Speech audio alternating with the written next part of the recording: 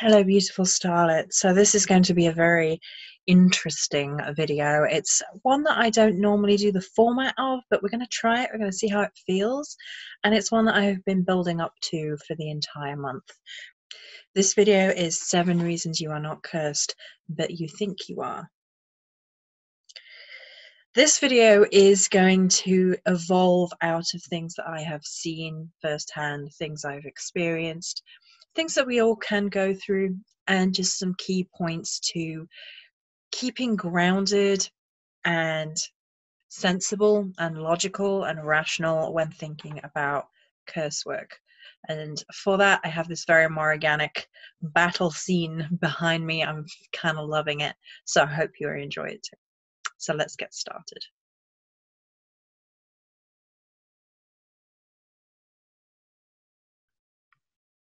Reason number 1 as to why you might feel that you are cursed, but actually you're not, is perhaps the most definite reason. You've convinced yourself that you are. And this has a side note. You're calling a lesson a curse. The power of our mind is infinite. Our ability to manifest things into our lives is also infinite. You have infinite potential and possibility. If you have convinced yourself that you are cursed, then you are cursed, because regardless of whether or not somebody else has directed malicious magic your way, you have taken that into your essence. You have decided it is so. You have created that reality. That is truth to you. And if you are convinced of it, then it is so. It doesn't mean that it comes from an individual that you have convinced yourself has done it, but the effects are very real, especially when you will have a high level of spiritual energy. When you have a good power of manifestation, it is really easy to curse yourself. It's not something that I see a lot of people talking about. I first remember reading that in Christopher Pensank's Witch Shield, and that has stayed with me, and it has stayed true. If you believe something, it becomes your reality. And I think as witches, that's what we do all the time. We believe in things as we create spells around them, and we visualize that reality. We believe in it to the point of madness, as I've said before, so that the universe has no choice but to make it manifest. This is the truth. This is my will. I assert my will upon the world and create the magical spell. It doesn't always come about exactly as we intended, but it does come about. And if we have convinced ourselves that we are cursed, then we manifest that into our lives. We manifest bad luck. We manifest this as a truth. And the side step of that is that you're calling a lesson a curse. So how you perceive the world shapes your reality. So if you're going through a spiritual cycle of lesson, and it's hard and it's tough and it sucks, and perhaps you don't want to fully face it, or perhaps you're not fully realizing what's happening, it can be easy to mistake that as curse work. Super easy to do. You have to take a good hard look at what you're being taught, and being held to account for your lessons, whilst tough, and I know how it feels. No judgment, because there have been times where I'm like swearing at the Morrigan, like I've had enough of this. I hate this. I feel got at. But really, it's to make you evolve. It's to make you grow, that you will be a better person for coming through the other side of this lesson. It is not, in fact, a curse.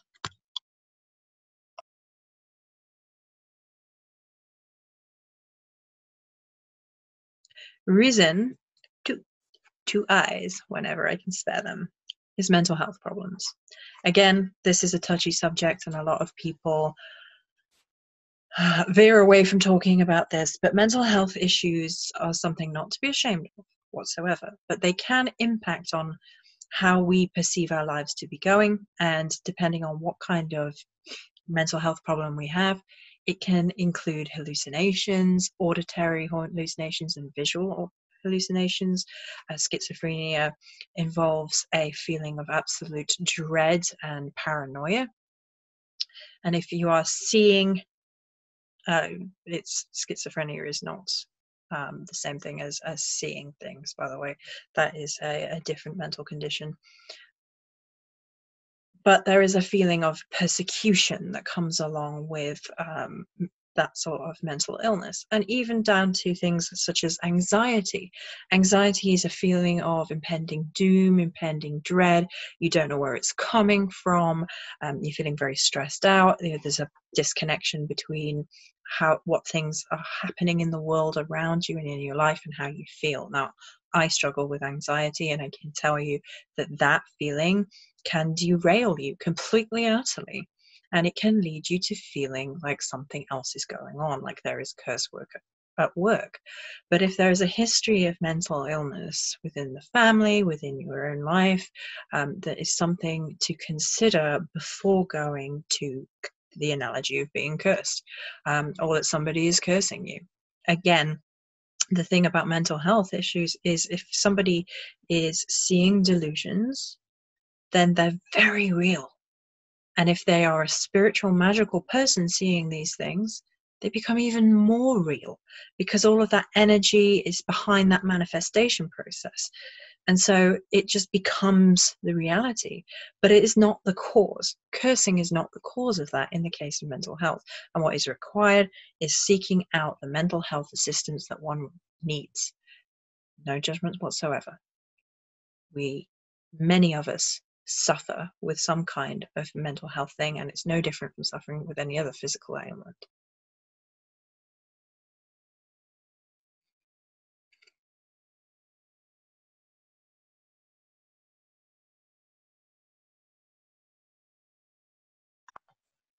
Reason 3. You are surrounded by toxicity. Perhaps you're surrounded by toxic people, especially non-consensual psychic vampirism. So the term psychic vampire draws a lot of us to that feeling because it sounds so theatrical. But the idea is not without merit, because I have seen it firsthand and I've seen the damage it can do. When people can drain another person's energy, willingly or no, intentionally or not, then it can have a real impact on that person's physical well-being, emotional well-being, and spiritual well-being. The other thing about the psychic vampirism is it can be very intimate, and to be honest, it's always quite intimate because it's the exchanging or the taking of energy, and it can feel deeply sexual, and it can deplete life force and the well-being of that individual. It can decrease and deplete another individual's sex drive. It can do all sorts of really revolting things when it is non-consensual. Now, I will say there are people out there in the world who identify as a psychic vampire, and the only time that they take energy from others is with a form of consent, or they have discussions of their own about it. I'm not getting involved in the ethical implications of this, although I've seen it when it is basically forced and it is unpleasant to witness. A simple way of doing this to protect yourself from this, because this is not a curse, this is something else. This is energy vampirism, basically, which is different from curse work. A simple way of protecting yourself against this, if you think it's the case, is to take your name on a piece of paper, draw a circle around it, fold it up by 3, and like earth and sky, or life, death, and rebirth, however you like, and then place that in salt. And usually if it is a person who has a psychic connection and is vamping off you, they will immediately show a reaction. They will immediately be tired. They will immediately feel that disconnect of energy. They will immediately show some kind of symptom. I've seen it firsthand. The effect that when a psychic vampire who is draining somebody is blocked by simple protection spell work, the immediate reaction can be pretty aggressive, to be honest. And that is one simple way of keeping yourself safe and protected from psychic vampirism. But psychic vampirism is not cursing. It is more like an energy feeding. It's more like an invasive practice when it is done with an unwilling or unwitting partner. It's energy exchange. Now, you can say the whole world is energy exchange, but it's not cursing directly.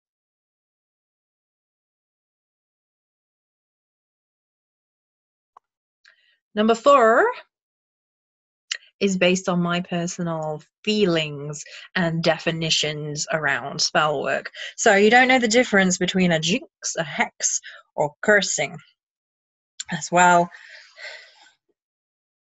as not taking on personal responsibility for your own spiritual hygiene. So this is the way that I see the differences between like hexing or jinxing and cursing. Now, this is my way of differentiating, and different people have different opinions.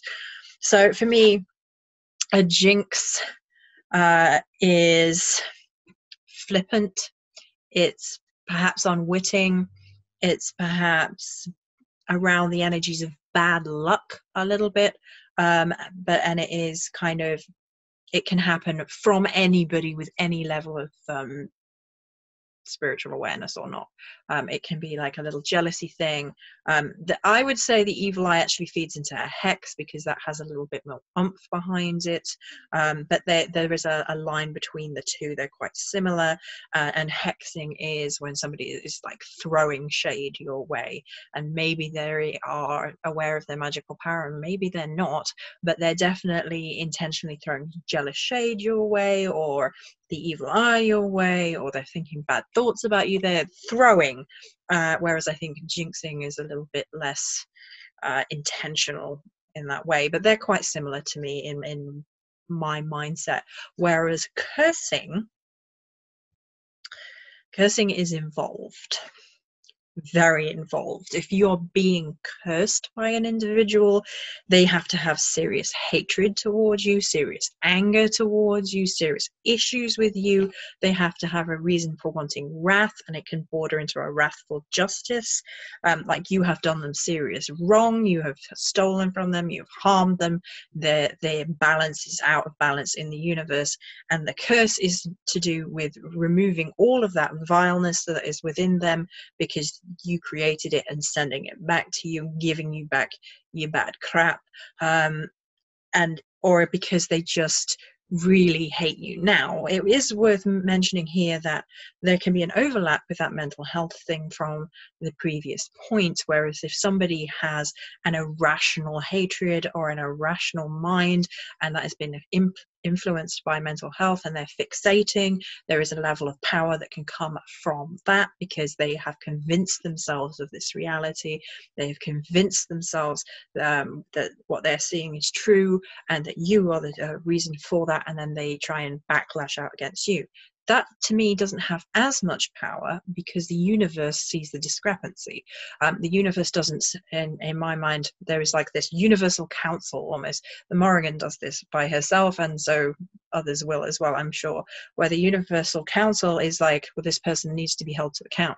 Now, they will know the difference between an individual who is mentally unstable and is flinging things your way, and then somebody who is of rational mind, and they chose to do this, and they chose to do this for reasons they wholeheartedly feel torn and hurt and angry for.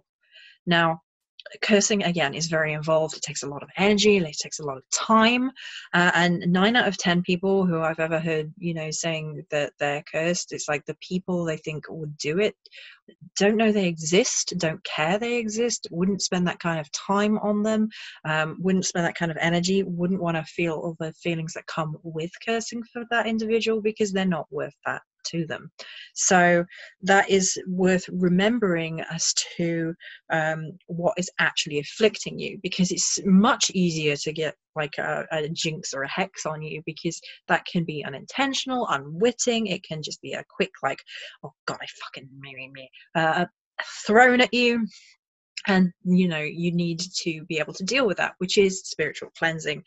Most easy, straightforward, simple cleansing rituals, purification rituals, and simple protection spells will keep out jinxing and hexing easily. You know, and sometimes if you're having a bad day and your energy is low and your shields are low, maybe something can get in, but you can go have a spiritual bath with some salt and some herbs and you're sorted.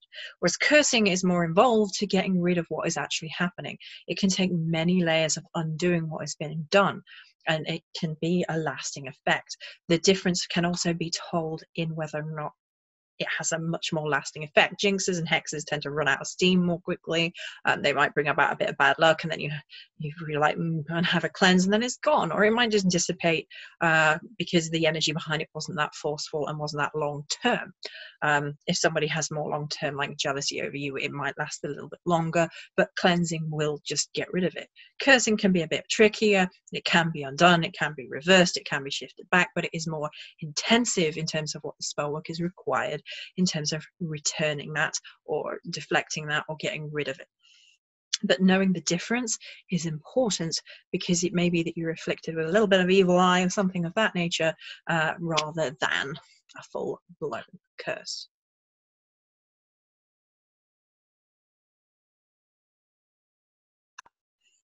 Number 5. Number 5 is refusing to take personal responsibility for your life. This probably won't be a popular number, but I think at some point all of us have gotten to the point where we just blamed someone else because we don't want to take personal responsibility for having fucked up. It's the most human thing in the world, and I don't think there's a person alive who hasn't fallen into that trap once or twice. And once we start to realize where we need to take more personal responsibility, then we can work on the growth process of becoming a better individual.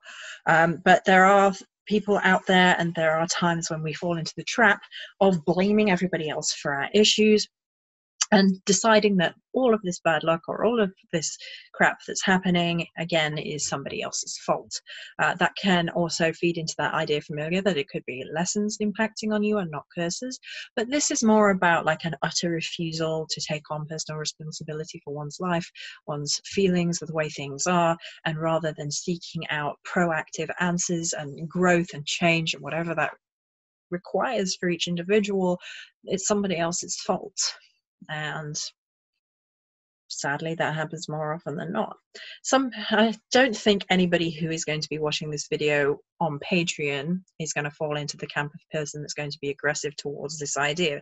If I decide to put this on YouTube later, which I might, there may be people who react to it, and I think if it's triggering you in terms of a shadow, that might be some work that you need to do.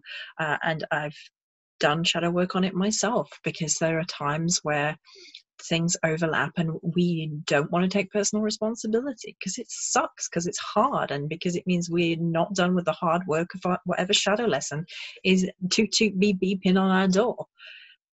Don't allow hubris to overcome personal responsibility. Deal with your own shiz first.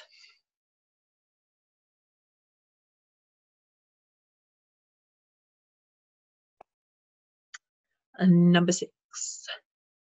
Number 6 may not be popular either, but it's, you know, you've become addicted to drama, to giving your life meaning, or giving yourself an ego boost through the drama of witch wars, cursing, whatever it is. It makes you feel good. It makes you feel important. It makes you feel alive. It's a little bit of that gossip mongering, whirlwind drama BS that I have seen other people engage in and feed off and suckling at the teat of, because it gives them a sense of self-importance. All drama leeching highs are short-term and will not fill your belly in any sense. I am not somebody who enjoys the whole drama llama nonsense, and every time I get dragged into something, I just try and sidestep and remove myself from that issue. Personally, I think it is a surefire way to being drained, and it's just occupying your time with crap that doesn't matter, and it's also bringing in toxic energy. But if you feel like this is how you have come to define who you are in terms of being, and people don't tend to call themselves, like drama llamas. They don't tend to think of it that way. They're like, oh, I'm gritty, or I'm edgy, or I'm just a truth teller. And no, it's not. It's just drama for the sake of it. Drama, unfortunately, revs up interest from other people. It does drive a lot of industries in which we live in. It's just a matter of the human condition, sadly, and some people base their sense of self-worth on drama. It makes me feel very, very tired looking back on some of the people that I have known, sadly, and been involved with and had to remove myself from because of the drama llamaing. It's unpleasant to witness, it's unpleasant behind the scenes, and it just ends up in ego crashing, really. Like, if your whole worth is based on drama, it ain't gonna end well, really. But those sorts of things is when people tend to be aware that they're not cursed. They just say they are. And then if you're witnessing that, you know, you might be feeding into that lie.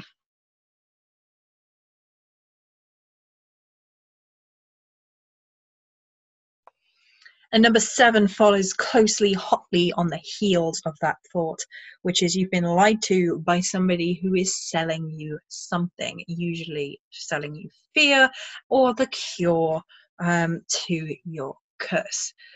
This is a sad state of affairs, that people trick people into thinking that they are cursed. They use the whole, like, if you believe it, then it is so, to prove it to people, but they're basically selling them snake oil. They're selling them the answer, they're selling them the solution, and some of the solutions I've heard to curse work are weird. Some of them are psychologically damaging on the people that they've told to do really strange things. Like, I had an example, really, and I'm not going to mention any details, but I was a little bit like, what?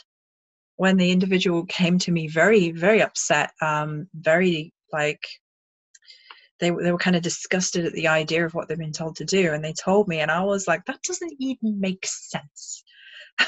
You do not end something's existence, such as a curse, by energies of more creation. It was just weird. But they had sold them that this was the answer, and for whatever reason, it didn't make any logical, rational sense to me whatsoever.